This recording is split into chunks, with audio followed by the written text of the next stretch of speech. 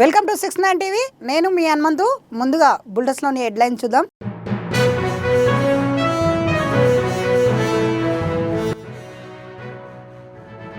నల్లమల్ల నుంచి సీఎంగా మాట్లాడుతుంటే గుండె ఉప్పొంగిపోతుంది. మాచారం బహిరంగ సభలో నల్లమల్ల డిక్లరేషన్ ఆవిష్కరించిన సీఎం రేవంత్ రెడ్డి.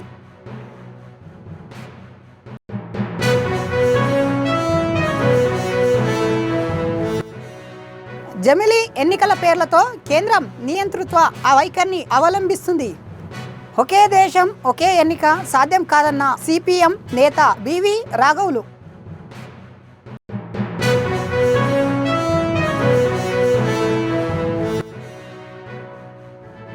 మంచిర్యాల జిల్లా చెన్నూరులో రచ్చకెక్కిన కాంగ్రెస్ నేతల వర్గపోరు.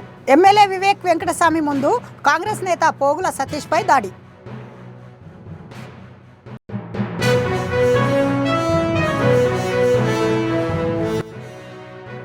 మత్తు పదార్థాలను వినియోగిస్తూ యువత జీవితాలను ఛిద్రం చేసుకుంటున్నారు. వేసవి సెలవులో వినూత్న ప్రచారం చేస్తున్న ప్రభుత్వ ఉపాధ్యాయుల ప్రభాకర్ గౌడ్.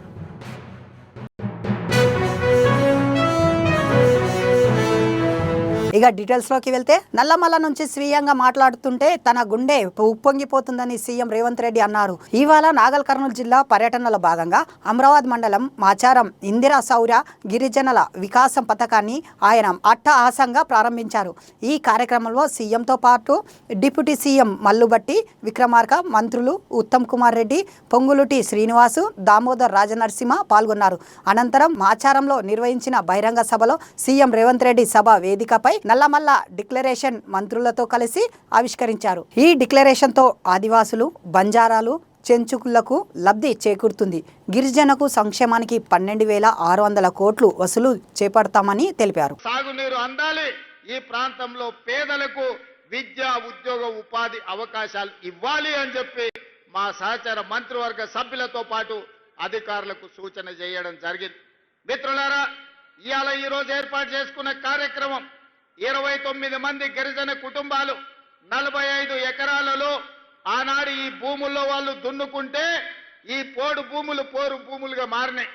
ఆనాడు ఈ పోరు భూముల్లో పోరాటం చేసిన గిరిజనులను బేడీలు వేసి జైలుకు పంపించిన చరిత్ర గత ప్రభుత్వానిదైతే, ఈనాడు అదే భూముల్లో సోలార్ పవర్ ప్లాంట్లు పెట్టి వాళ్లకు మంచి తోటలు పెట్టి మంచి పంటలు పండే ఫలాలను ఇచ్చే భూములుగా మార్చి ఈ రోజు ఆ గిరిజనులు ఆత్మ గౌరవంతో బ్రతికే విధంగా ఇందిరా సౌర గిరి జల విధానాన్ని ఈ రోజు ప్రవేశపెట్టడం జరిగింది. అయితే దేశంలో జమిలీ ఎన్నికల పేర్లతో కేంద్ర ప్రభుత్వం నియంత్రిత వైఖరి అవలంబిస్తుందని, ఒకే దేశం ఒకే ఎన్నిక అసాధ్యం కాదని సిపిఎం పోలిట్ బ్యూరో సభ్యులు బివి రాఘవులు భువనగిరిలోని మీడియాతో మాట్లాడిన ఆయన, రాజుల పరిపాలన దిశగా బీజేపీ అడుగులు వేస్తుందని, పాల్గాం ఉగ్రదాడి విషయంలో బీజేపీ తన పాలక వర్గ తానే ప్రతిపక్ష తీరుగా వ్యవహరిస్తుందని ఆరోపించారు. ఉమ్మడి రాష్ట్ర ప్రజలకు ఆరోగ్య ప్రయోజనాలు కాపాడే ఎయిమ్స్ ను స్థానిక కేంద్ర మంత్రులు పట్టించుకోవడం లేదని బివి రాఘవులు ఆరోపించారు. వైఖరి గురించి వివరించడం కోసం వివిధ దేశాలకు ఆ బృందాలను పంపిస్తున్నారు. ఈ సందర్భంలో కేంద్ర ప్రభుత్వం వ్యవహరించిన తీరు సక్రమంగా లేదు. అయినా వివిధ అపోజిషన్ పార్టీలు దేశమంతా ఐక్యంగా ఉండి ఉగ్రవాదులను ఎదుర్కోవడానికి అనే సంకేతం ఇవ్వడానికి ఈ బృందాల్లో ఉండడానికి అంగీకరించినాయి. కానీ ప్రతిపక్షాల అంగీకారాన్ని ఒక బలహీనతగా భావించి ఈరోజు బీజేపీ కేంద్ర ప్రభుత్వం రాజకీయాలు చేస్తున్నది. తన సొంత రాజకీయ లబ్ధి కోసం దీన్ని దుర్వినియోగం చేస్తుంది. ఈ బృందాలలో ఎవరుండాలి అనేది ఆయా రాజకీయ పార్టీల నిర్ణయానికి వదిలివేయకుండా ఆ పార్టీల తరఫున తానే నిర్ణయించి ఇప్పుడు పంపిస్తూ ఉంది. ఇది చాలా అభ్యంతరకరం. ఇక్కడ పార్లమెంట్ సభ్యులు రాజకీయ పార్టీల ప్రతినిధులుగా ఎన్నికై పార్లమెంట్కి వెళ్తారు. మనకందరికీ తెలుసు, ఎన్నికలు పార్టీ ప్రాతిపదికన జరుగుతాయి. ఒక పార్లమెంట్ సభ్యుడు ఆ పార్టీ ప్రతినిధిగా పార్లమెంట్లో వ్యవహరిస్తాడు. బృందంలో ఏ సభ్యుడు ఉండాలి అనేది ఆ పార్టీలు నిర్ణయం చేసుకోవాలి. కానీ ఏ పార్టీ సభ్యుడు ఏ బృందంలో ఉండాలనేది ఈరోజు కేంద్ర ప్రభుత్వం నిర్ణయించి పార్లమెంటరీ ప్రజాస్వామ్యాన్ని అపహాస్యం చేస్తుంది. ప్రతిపక్షాలని పూర్తిగా నిర్లక్ష్యం చేస్తూ ఉంది. ఇది అప్రజాస్వామికమే కాకుండా నిరంకుశత్వం కాదు. అంటే ఇక ప్రతిపక్షాలకు విలువ లేదు, తనే ప్రతిపక్షం తనే అధికార పక్షం అన్నట్టు ఒక నిరంకుశ పోకడిని దీంట్లో ప్రదర్శించిందని చెప్పేసి మేము భావిస్తున్నాం. మీరు ఇవాళ కిరణ్ రిజిజు ఆయన చేసిన ప్రకటన చూస్తే ఇది స్పష్టమవుతుంది. పార్లమెంటరీ వ్యవహారాల శాఖ మంత్రి, కేంద్ర మంత్రి ఆయన మేము పార్టీని సంప్రదించాల్సిన అవసరం లేదు ఈ విషయంలో అని చెప్పేసి ఆయన చెప్పడం మరీ అభ్యంతరకరమైంది. మీరు కాంగ్రెస్ యొక్క స్పందన చూశారు. కాంగ్రెస్ ఒక లిస్టు పంపించింది, ఈ 5 సభ్యులు ఈ బృందాల్లో ఉంటారు అని చెప్పేసి వాళ్ళు లిస్టు పంపించారు. ఆ లిస్టులో ఒక్కరి మినహా మిగతా వారందరూ అది ఆ బృందాల్లో వేయాల. కాంగ్రెస్ సభ్యులు ఎవరు ఉండాలో బీజేపీ నిర్ణయించి ఆ బృందాల్లో వేసింది. అలాగే తృణమూల్ కాంగ్రెస్ వారు కూడా ఒక పేరు పంపిస్తే వారు ఇంకో పేరు దాంట్లో వేసేసారు. వారు కూడా అభ్యంతరం చెప్పారు. మంచిర్యాల జిల్లా చెన్నూరు ఎమ్మెల్యే క్యాంప్ కార్యాలయంలో నియోజకవర్గ కాంగ్రెస్ సంస్థాపన ఎన్నికల సమావేశంలో ఉద్రిక్తత నెలకొంది. ఎమ్మెల్యే వివేక్ వెంకటస్వామి సమక్షంలో ప్రజా సమస్యపై మాట్లాడిన నాయకుడు పోగుల సతీష్పై టీపీసీసీ మెంబర్ పల్లె రఘునాథ్ రెడ్డి చెయ్యి చేయించుకోవడంతో గందరగోళం ఏర్పడింది. ప్రజా సమస్యలు అడిగిన వారిపై చెయ్యి చేసుకోవడం ఏంటని స్థానిక ఎమ్మెల్యే నేతలు ప్రశ్నించారు.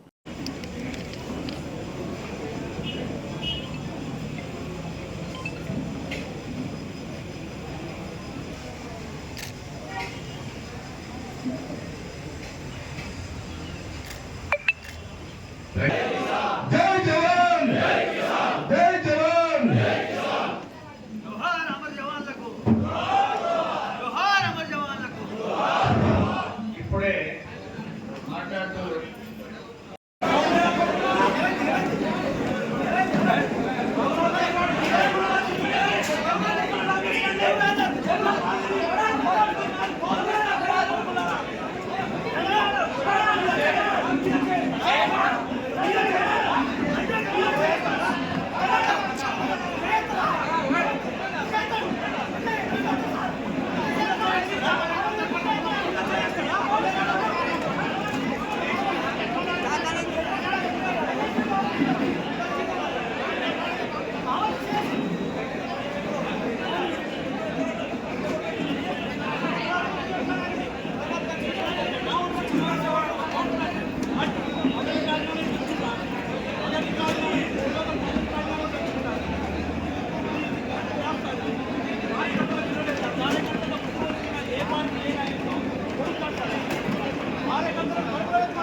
మహబూబాబాద్ జిల్లా మరిపెండ మండలంలోని కేంద్రంలో ప్రభాకర్ గౌడ్ అనే ప్రభుత్వ ఉపాధ్యాయుడు మత్తు పదార్థాలు మాదక ద్రవ్యాలపై వినూత్నంగా ప్రచారం చేస్తున్నాడు. మత్తు పదార్థాలు అతి చిన్న వయసులో వినియోగిస్తూ తమ విలువైన జీవితాన్ని విద్యార్థులు చిదిమి వేస్తున్నారని ఆవేదన వ్యక్తం చేస్తున్నాడు. మత్తు పదార్థాలను వినియోగిస్తూ తల్లిదండ్రులకు గర్భశోకం మిలిగించొద్దని మత్తు పదార్థాల మాదక ద్రవ్యాలను వ్యతిరేకిస్తూ ప్రచారం ప్రారంభించినట్లు ఆయన తెలిపారు. ప్రభుత్వ ఉపాధ్యాయులు వేసవి సెలవులో ఉత్సాహంగా గడిపే నేపథ్యంలో ఉన్న తరుణంలో సామాజిక బాధ్యతలను గురైన ప్రభాకర్ గౌడ్ మత్తు పదార్థాలకు వినియోగంపై ప్రచారం చేయటం పట్ల స్థానిక ప్రజలు అభినందిస్తున్నారు.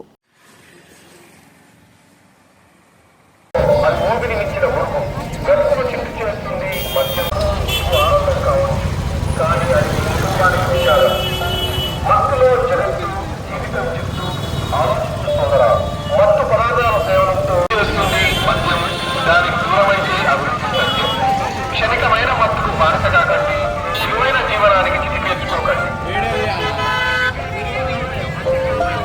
వద్దు వద్దు మద్యం, డ్రగ్స్ వద్దు, ఆరోగ్యమే ముందు. మద్యంకి అలవాటు పడడం అంటే మీ జీవితాన్ని కోల్పోవడమే. మాదక ద్రవ్యాలపై చూడకు, భవిష్యత్తు కోసం తీసుకెళ్ళండి. జీవితం ఒక అమూల్యమైన బహుమతి, దాన్ని మత్తుకు బానిసై వృధా చేసుకోకండి. అలవాట్లు అనుమతిలో జీవితాలంటే త్వరగా రండి, త్వరగా రండి. వెనక ప్రాయం జీవనం మత్తు పదార్థాలపై సగటు విచక్షణ లేకపోవడం తెలుసుకో అది ఊపిరి మించిన ఊరు గతులు చిక్కిచేస్తుంది మద్యం దానికి దూరమైతే అభివృద్ధి సత్యం జీవితం ఒక అమూల్యమైన బహుమతి దానిని మత్తుకు బారిపై వృధా చేసుకోకండి అలవాట్లు అదుపులో ఉంటేనే జీవితం అదుపులో ఉంటుంది మత్తు మొదలరా సోదరా ఎత్తుకు ఎదగరా శ్రమ మద్యపానం. మాది సూర్యాపేట జిల్లా. నేను ప్రభుత్వ ఉపాధ్యాయుడిగా పనిచేస్తున్నాను. నేను ఈ విధంగా ఎందుకు తయారయ్యి మత్తు పదార్థాలు మాదక ద్రవ్యాల మీద ప్రచారం చేస్తున్నానంటే ఇటీవల కాలంలోనే నా మిత్రుడు మత్తు పదార్థాలకు అలవాటు పడి తీవ్రమైన అనారోగ్యం కారణానికి గురై చనిపోవడం జరిగింది. మరియు నా ఈ రోజుల్లో పేపర్లో కానీ టీవీలలో కానీ వాట్సాప్లో కానీ ఎక్కడ చూసినా కానీ మత్తు పదార్థాలకు మాదక ద్రవ్యాలకు అలవాటు పడి ఎక్కడో ఒక చోట ప్రమాదాలు కానీ అఘాత్యాలు కానీ జరుగుతున్నాయి. మరి ఇంకోటి ఏంటంటే ఒక సామాజిక బాధ్యతగా నేను ప్రభుత్వ ఉపాధ్యాయుని యూనివర్సిటీలో చదువుకున్న విద్యార్థిని కాబట్టి ఒక సామాజిక బాధ్యతగా నేను ప్రచారం చేయాలని అనుకుంటున్నాను. ముఖ్యంగా యువత మత్తు పదార్థాలకు మాదక ద్రవ్యాలకు అలవాటు పడి తన అమూల్యమైన ప్రాణాలని కోల్పోయి తల్లిదండ్రులకు తీరని గర్భశోకాన్ని కలిగిస్తున్నారు. వారు చదువుకొని మంచిగా తల్లిదండ్రులని చూసుకోవాలని కోరుకుంటూ మరియు ఆరోగ్యవంతమైన పౌరుడిగా తయారు కావాలని కోరుకుంటున్నాను. ఇవాళ ఆదివారము కాబట్టి ఇక్కడ విపరీతమైన జనాలు వస్తారు కాబట్టి ఇక్కడ నేను మన మిత్రుల సహాయంతో ఇక్కడ ప్రచారం చేస్తున్నాను. అందుకు మీ అందరికీ కృతజ్ఞతలు. ఇలాంటి ప్రోగ్రామ్స్ అనేటివి మీరు చేపట్టి చాలామందికి యువతకు. సికింద్రాబాద్ బోయిగూడలోని కలారంగ్ కాలనీలో 16వ తేదీన సమీర్ అనే పాత నేరస్తుని విజయనగరం పోలీసులు అరెస్టు చేశారు. తల్లి సబేరా, చెల్లి అలియాతో కలిసి సమీర్ ఆ ప్రాంతంలో నివాసం ఉంటున్నారని, ఎప్పుడు తనతో గొడవలు పడేవాడు అంటూ బస్సివాసులు తెలిపారు. సికింద్రాబాద్ రైల్వే స్టేషన్లో బాంబు పెట్టేందుకు చూస్తున్నారని బస్సివాసులు పోలీసులకు ఫిర్యాదు చేశారు. తరచుగా ఓల్డ్ సిటీలోని చెందిన యువకులతో రూమ్లో సమావేశం అయ్యేవారని తెలిపారు. వెంటనే వారిని అక్కడి నుండి ఖాళీ చేయాలంటూ బస్సివాసులు డిమాండ్ చేశారు. వచ్చి 70 ఏళ్ళ నుండి ఇటువంటిది మేము ఎప్పుడు చూడలేదు సార్. మా పిల్లల్ని జల్లల్ని మేము ఎంత కష్టపడి మేము ఇక్కడ బ్రతికినామో కానీ ఇటువంటిది కథ మేము చూడలేదు. నాకు 3 పిల్లలు, మేమంతా పనులకు పోతాం సార్. మా కోడలు ఒక్కటి చిన్నపిల్లల్ని పెట్టుకొని ఉంటుంది. మేము పొద్దున పోతే సాయంత్రం వస్తాం. మాకు ఏమయ్యేది తెలియదు. మా కోడలు ఇప్పుడు భయపడి మా ఇంటికి వెళ్ళిపోతా అంటుంది. మేమేం చేయాలి? మాకు నిద్ర పడతానే లేదు. హైదరాబాద్లోని హైడ్రా అధికారులు కొరడా జురిపిస్తున్నారు. కబ్జాదారులు ఆగడాలు రోజురోజుకు శృతిమిస్తున్నాయి. ఇప్పటిదాకా ప్రభుత్వ స్థలాలు అక్రమాలకు గురవడం అంటే ఇప్పుడు ప్రైవేట్ స్థలాలు లేఅవుట్ సైతం కబ్జా చేసి ప్లాట్లు యజమానులకు కూడా లోపలికి రానియకుండా చుట్టూ ఫెన్షన్ వేసి దౌర్జన్యం చేస్తున్నారు. బాధితులకు ఓ ఆశా కిరణాలు కనిపిస్తున్న హైడ్రాకు ఫిర్యాదు చేయడంతో యాక్షన్లోకి దిగిన హైడ్రా అధికారులు సోమవారం తెల్లవారుజామున భారీ బందోబస్తుల మధ్య కబ్జాదారులకు ఆక్రమించిన ఉడా లేఅవుట్ను కాపాడారు.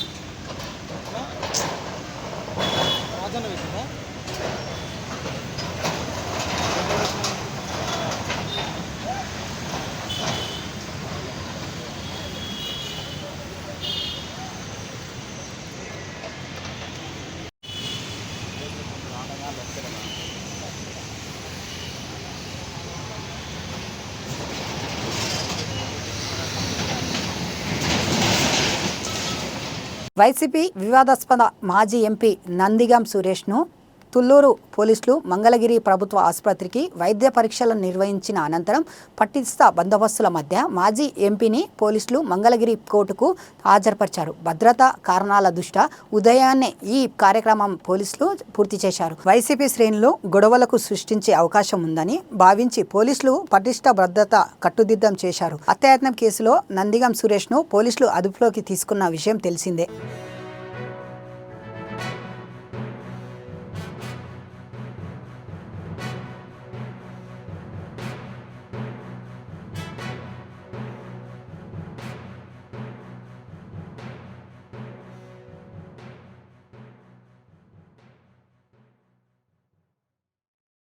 తనపై చేసిన ఆరోపణలను ఖండిస్తూ ప్రెస్ మీట్ పెడితే ఐఎన్టీయూసీ సంజీవరెడ్డి వర్గం సభ్యులు తనపై దాడి చేశారని ఏఎన్టీయూసీ జాతీయ అధ్యక్షుడు అంబాటి కృష్ణమూర్తి తెలిపారు. ప్రజా సమస్యల బద్దంగా తాను వివరిస్తుంటే సంజీవరెడ్డి వర్గం మాత్రం ఆటవీకరణంగా దాడులు పాల్పడుతున్నారని మండిపడ్డారు. సమస్యలను చెప్పేందుకు ప్రెస్ క్లబ్ కు నేను వస్తే ఇలా దాడులకు చేయడం సరికాదని దాడికి పాల్పడిన సంజీవరెడ్డి వర్గంపై ఆబిడ్స్ పోలీస్ స్టేషన్ లో ఫిర్యాదు చేస్తున్నట్లు అంబాటి కృష్ణమూర్తి తెలిపారు. ఈ రోజు ఏదైతే మేము ప్రెస్ కాన్ఫరెన్స్ పెడదామని బషీర్బాగ్ ప్రెస్ క్లబ్ కి వచ్చామో, కొంతమంది రౌడీ మూకలు ఐఎన్టీసీ జిందాబాద్, సంజీవ్ రెడ్డి జిందాబాద్ అనుకుంటా మా మీద దాడి చేయడానికి ప్రయత్నించిండ్రు.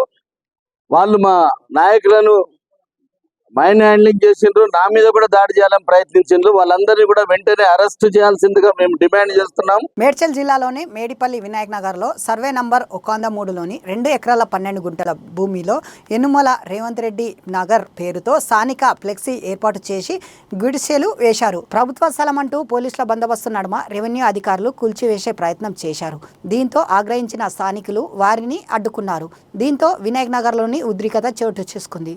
గతంలో 1997లోని అప్పటి మంత్రి సబితా రెడ్డి ఆధ్వర్యంలో సుమారు 150 మందికి 60 గజాల చొప్పున పట్టాలు ఇచ్చారు. కానీ ఇప్పటి వరకు ల్యాండ్ పొజిషన్ చూపించలేదని బాధితులు వాపోయారు. నేను ఏమంటున్నా, ఆరే కాదు ఇక్కడ ఎమ్మరు రమ్మన్ ప్రజాక్షేత్రంలోకి వచ్చి చెప్పమని, ఇది మీది తప్పు దొంగ అది కరెక్ట్ చెప్పమని. మేము అగ్రి, మేము ఇనుండి వెళ్ళిపోతాం, అందరూ వెళ్ళిపోతారు. ఇనుండి 2007లో సబితా ఇంద్రారెడ్డి గారి వైఎస్ రాజశేఖర హయాంలో సబితా ఇంద్రారెడ్డి గారి వీళ్ళకందరూ కూడా పట్టలు వంచారు. పట్టలు వంచినప్పుడు అప్పటి నుండి కూడా ఇది లొల్లి అయితేనే ఉంది, చేస్తూనే ఉన్నాం. 2016లో ఏం చేసేదంటే సాకలకు తెలంగాణ ప్రభుత్వం వచ్చినాక రజక్ సంఘానికి ఒకసారి ఇచ్చింది అనేది మాకు అప్పుడు వార్త వచ్చిన వెంటనే మొత్తం గ్రామం మొత్తం పోయి కలెక్టర్ ఆఫీస్ కాడ పోయి మేము ధర్నా చేసి ఓ లెటర్ ఇచ్చి వచ్చినాక వాళ్ళు కొంతవరకు ఆపారు. ఆపినాక మేము చేసినాం, ఇది గుర్సలు వేసినప్పుడు మల్లారెడ్డి గారు వచ్చి నేను 100% మీకు ఇప్పిస్తా, మీకు న్యాయం చేస్తానని ఆ రోజు మాట ఇచ్చిన జరిగింది. మాట ఇచ్చినచ్చో ఆయన కూడా హరీష్ రావుతో క్యాబినెట్ మీటింగ్ పెట్టించి హరీష్ రావుతో ఇది ఒక తీర్మానం చేసి వాళ్లకు అక్కడ బయట ఇచ్చేటట్లు ఇక్కడ ఇలా పేదలకు ఇవ్వమని కలెక్టర్ గారు ఇష్యూ చేసిన లెటర్ కూడా ఉంది సార్, లెటర్ కూడా ఉంది ఇక్కడ చూడండి. అదొకటి. రెండోది ఏమైంది, అయినాక మళ్ళీ రజాక్ వాళ్ళకు రాలేదని కలెక్టర్ ఆర్డీఓకి రాసిండు, ఆర్డీఓ ఎంఆర్ఓకి రాసిండు, ఎంఆర్ఓ గారు తొక్కిపెట్టేసిండు విషయం అది. మళ్ళీ కూడా మళ్ళీ కలెక్టర్ జాయింట్ కలెక్టర్తో పోయినాం. కాంగ్రెస్ ప్రభుత్వం వచ్చినాక మళ్ళీ ఏం చేసినామంటే ఇదే జంగ యాదవ్ గారు కానీ మన సుధిరెడ్డి గారు కానీ వీళ్ళందరినీ మేము కలెక్టర్తో మళ్ళీ పోయినాం. కలెక్టర్ కూడా ఏం చేసిండు, ఇమ్మీడియట్గా వాళ్ళకి పొజిషన్ ఇవ్వని ఆర్డీఓ గారు ఎంఆర్ఓకి రాశారు. ఎంఆర్ఓ దాన్ని ఏం చేసి ఆపేసిండు. ఆపి ఇంకోటి ఏం చెప్తుందంటే ఆమె ఒకటే పదం చెప్తుంటే దొంగ పట్టలు అనే ఒక పదం ఆయన ఊత రకంగా వచ్చేస్తుంది. నేను ఒకటే చెప్తున్నాను, 150 మంది 130 మంది దొంగ పట్టలు అయినప్పుడు నేను అగ్రి, అదంతా దొంగ పట్టలు అనుకున్నాను. దొంగ పట్టలు అయినప్పుడు ఈ ఒక ఇల్లు 2 ఇళ్ళు ఎట్లా కడతారు సార్? ఈ సాకలకి ఇచ్చారు, ఒక అగ్రి సాకలకి ఇచ్చినప్పుడు అది కూడా సాకలకి వర్తిస్తుంది కదా సార్. అది ఓ మహిళా హత్య కేసులో మేడ్చల్ పోలీసులు 72 గంటల్లోనే ఛేదించారు. ఈ నెల 16న మేడ్చల్ మున్సిపల్లోని తెల్వల్లి గ్రామంలో జరిగిన ఓ మహిళా హత్య కేసు మేడ్చల్ డీసీపీ కోటిరెడ్డి వివరాలు వెల్లడించారు. దిల్సుఖ్ నగర్కు చెందిన నిందితుడు కాటికే రాకేష్ జల్సాలకు అలవాటు పడి దొంగతనాలు చేయటానికి నిర్ణయించుకున్నాడు. వృత్తిరాలతో పరిచయం పెంచుకున్న రాకేష్ ఆమె నగల కోసం హత్య చేసి శవాన్ని నిప్పంటించి పరారయ్యాడని డీజీపీ తెలిపారు. పోలీసులు ప్రత్యేక బృందాలను ఏర్పాటు చేసి సాంకేతిక ఆధారాలు సీసీ కెమెరాల ద్వారా నిందితుడిని పట్టుకున్నామని ఆయన తెలిపారు. అతని వద్ద సుమారు 53,000 సొత్తును స్వాధీనం చేసుకున్నామని డీజీపీ కోటిరెడ్డి తెలిపారు. గురువారం మరియు శుక్రవారం నైట్లో ఒక లేడీ లక్ష్మి అనేటువంటి లేడీని చంపి ఆమె ఒంటి మీద ఉన్నటువంటి ఆభరణాలు దొంగిలించి పరారైనటువంటి వ్యక్తిని అదుపులోకి తీసుకొని అతన్ని ఇంటరాగేట్ చేయడం జరిగింది. మీ అందరికీ తెలుసు, మనకి 16వ తారీఖు ఒక లేడీ లక్ష్మి అనేటువంటి లేడీ ఏ బస్తీ ముస్లిం బస్తీ అత్వేలి గ్రామంలో లేడీ ఇంట్లో ఒంటరి మహిళ ఇంట్లో ఉన్నప్పుడు అతనికి పరిచయం ఉన్నటువంటి వ్యక్తే ఆశ్రమం అడిగితే ఆమె నైట్ ఆశ్రమం ఇస్తుంది. షెల్టర్ ఇచ్చినప్పుడు వాళ్ళిద్దరు అప్పటికే కళ్ళు తాగి ఉండటం, ఆమె మత్తులో పనుకున్నప్పుడు ఈయన పథకం వేసి అంటే జులాయిగా తిరుగుతూ ఈజీ లైఫ్కి అలవాటు పడి జస్ట్ 24 ఇయర్స్ ఇతను రాకేష్ అనేటువంటి వ్యక్తి కటికే రాకేషు ఇతని లింగంపేట కామారెడ్డి జిల్లా లింగంపేట విలేజ్ లేబర్గా పనిచేస్తాడు. ఇతను జులాయిగా తిరుగుతూ ఆ లేడీ పరిచయం పాత పరిచయం ఇంతకుముందు గతంలో ఈ యొక్క నేరస్తుని యొక్క తల్లి చనిపోయిన మృతురాలు ఇద్దరు గతంలో పరిచయం ఉండటం వల్ల ఆ పరిచయంతో ఇది ఇతనికి ఏదైనా పని చూపి అని చెప్పేసి అంటే అప్పటికే ఆమె మృతురాలు మన కిష్టాపూర్ వైన్ షాప్లో ఆయాగా పనిచేస్తుంది, హౌస్ కీపింగ్గా పనిచేస్తుంది.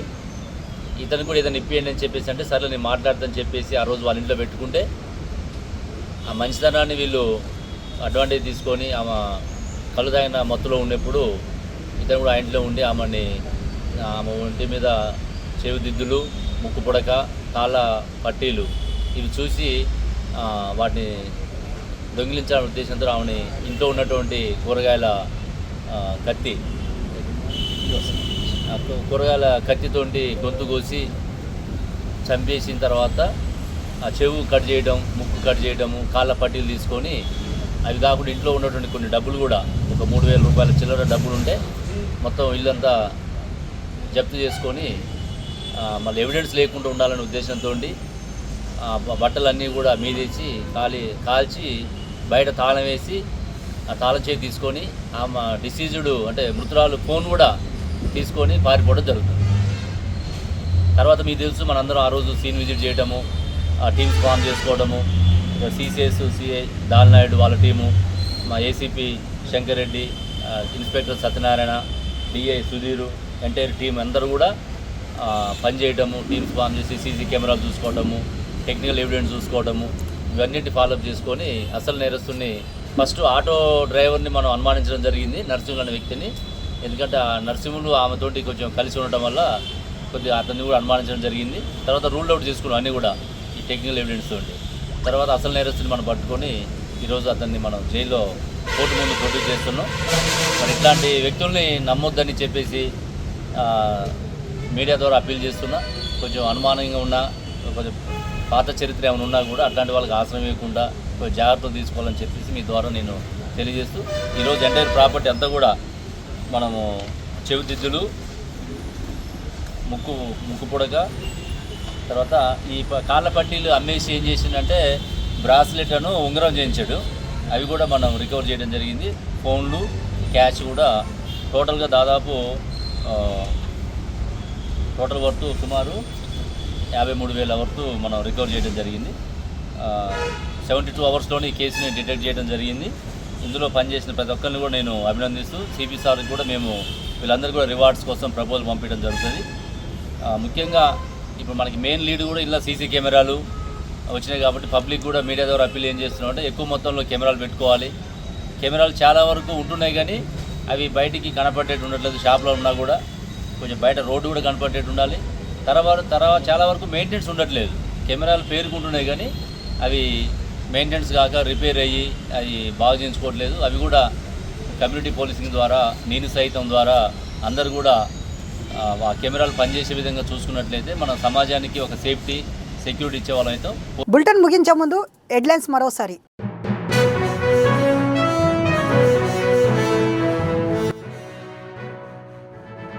నల్లమల్ల నుంచి సీఎంగా మాట్లాడుతుంటే గుండె ఉప్పొంగిపోతుంది. మాచారం బహిరంగ సభలో నల్లమల్ల డిక్లరేషన్ ఆవిష్కరించిన సీఎం రేవంత్ రెడ్డి.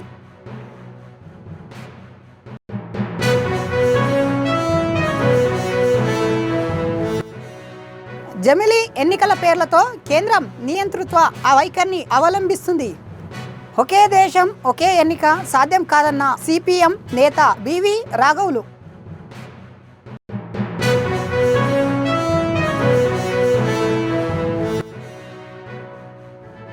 మంచిర్యాల జిల్లా చెన్నూరులో రచ్చకెక్కిన కాంగ్రెస్ నేతల వర్గపోరు. ఎమ్మెల్యే వివేక్ వెంకటస్వామి ముందు కాంగ్రెస్ నేత పోగుల సతీష్పై దాడి.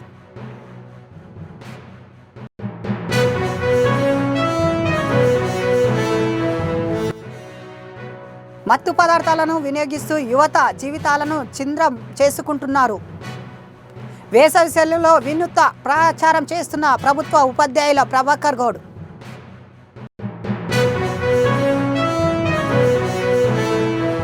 ఇవి బులెటిన్ విశేషాలు. మరిన్ని అప్డేట్ కోసం చూస్తూనే ఉండండి 69 టీవీ న్యూస్.